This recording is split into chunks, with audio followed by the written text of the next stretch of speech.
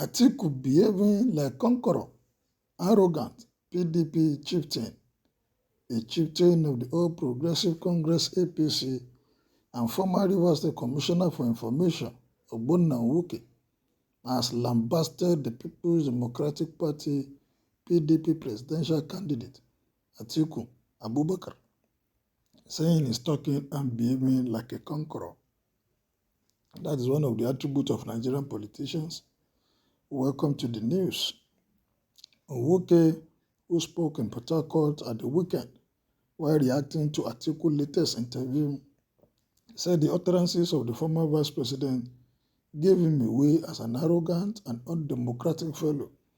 He said it was surprising that Atiku tried to pick holes in the Muslim ticket of all the Progressive Congress APC, but turned blind eyes on his own fault of grabbing a presidential ticket that belonged to the South. Nwuke said though he was glad that Governor Nyesom Wike has decided to respond to him, the governor, in his own opinion, should not dissipate his energy on someone that had lost touch with the reality. He said it was regrettable that someone whose membership of Nigerians from Cameroon was through a boundary adjustment was making a statement as if he owned the country.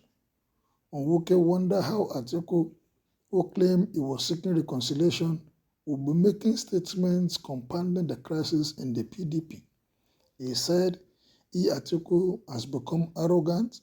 You can see what he said in contradiction of the PDP constitution that talks about power rotation. He said power is negotiated and not transferred. In other words, those forces in the North that threw him up have no respect for written conventions. It is evidence of his arrogance. He talks about Muslim ticket. He can see the fault in APC choice, but he cannot see the fault in his decision after he failed woefully in 2018 to come back again and take the ticket that is meant for the South. We have gone past exchanging words with a man who is behaving like a conqueror. He doesn't understand that politics is about trust and about building bridges, cooperation and collaboration. But we'll see where that takes him. I am glad that the Rivers State governor had said he will respond to him. But for me, the governor shouldn't even waste his time talking to someone who had lost touch with reality. The world knows that what happened was strictly uncharitable. Trying to send up a TP program doesn't make sense. He said he wanted reconciliation, but while people are waiting for some reasonable talks, he's busy compounding the issue by the way he's talking. Pride goes before a fall. Atiku claimed that he chose someone who would succeed him as his running mate. Nwuke said the presidential candidate failed to acknowledge the dynamics in politics. He said that the truth is that Atiku had not spoken like a Democrat. And the dynamics of politics, there are things you don't wish or talk about. There are things you don't control. When he talks about who will take over from me, he doesn't seem to understand the circumstances determine the game of politics. That is it. He was preparing to take over from Obasanjo after his tenure. But what happened? He did not take over because of high-headedness, because of corruption attributed to him by former President Olusegun Obasanjo, and because of the antics and the game he played with some governors then who were backing him and supporting him. And again, we were told that the Moroda told him that Obasanjo he was going to take over after Obasanjo, and he started scheming. And because of that, at the end of the day, he schemed himself out, and Yar'Adua took over from Obasanjo. And that is the game in politics. You want to beat the master, you cannot beat your master in any game because the master is always a step ahead.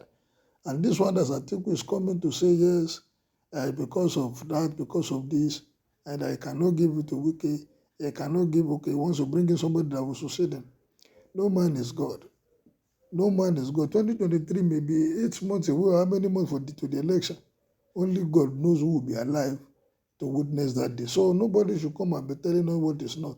And again, it shows that politicians believe they know it all. They don't have any respect for anybody. If they can do it among themselves, I be chicken eating themselves, or how do they put it? This is what is happening. And this fight, for me, is even good for us, for our nation. So that people will know the caliber of people they want to vote into position. They will know the caliber of people that are coming out that want to represent them. People come up with all sorts of issues, all sorts of lies that are not very viable. Okay, these are the issues that happen between us, but next time, you can even attribute this to, because they don't even have God. Where's the fear of God in them? He believes it's by his power that he got the ticket, and he believes by his money, not even that he uses money, he has the money to play around with, and that's why he's here today. But not forgetting that tomorrow, the game of politics is not straightforward. It is the people that decide who will succeed who. Atiku is rather compounding the crisis in the PDP. This is not the language of a unifier and the language of who believes in one Nigeria. Do they believe in one Nigeria? If these people believe in one Nigeria, would they be playing ethnic game? If they believe in one Nigeria, would they not follow their party manifesto or constitution? If they believe in one Nigeria, would they be jumping from one party to the other? They don't believe. All they are after is about them, their own interests, how they will continue to foster their political nest, how they begin to put their people in position, and they want to control everything that has to do with this country at the detriment of the generality of this country. They don't have interest in fact, they don't have any interest of the development of the growth of this country, other their own selfish ambition. I want to be this, and they go for it. I want to install this, and they install the person. That is what they've been driving, and that's what they have been doing in this country. And it's just for the electorate to be wise come 2023. Take a decision that you will not regret at the end of the day. Otherwise, these people, they have the money to play around with. Thank God for the development and improvement that is coming up in the electoral act that makes some things not to be visible, like before somebody will just sit down somewhere and write out figure and the figure stands. But today, the moment they are voting, the thing is going to the server, and I believe they should maintain this, and at the end of the day, nobody will cry foul that yes, it was rigged out or he didn't get the desired vote. Let everybody come out. Don't just collect the PVC and keep to yourself. Come out on the day of election, no matter how, no matter the distance, no matter the time. Go there and make sure that you vote the candidate of your choice. At the end of the day, whatever happens, you know that yes, you exercise your civic responsibility by voting. Honestly, even in this country, maybe they should even make it a law that you have your PVC and you refuse to vote. Apart from any medical issue, you must, let it be a must, that once you have your PVC, you will go and vote. It is regrettable that somebody whose membership of this country is based on boundary adjustment that moves people from Cameroon to this country is sounding like one of those who own Nigeria. It is a pity. That is the mentality of the politician. They believe they own this country, and whatever they want is what they will get. Well, he's more than arrogant. He's a pathological liar and enemy of God that created him. He's crafty, demonic, and overambitious. He just visited Obasanjo, whom he planned to impeach during his era. What a man. Well, what is your take on this? Kindly make your opinion known as you subscribe to my page. Thank you, and God bless.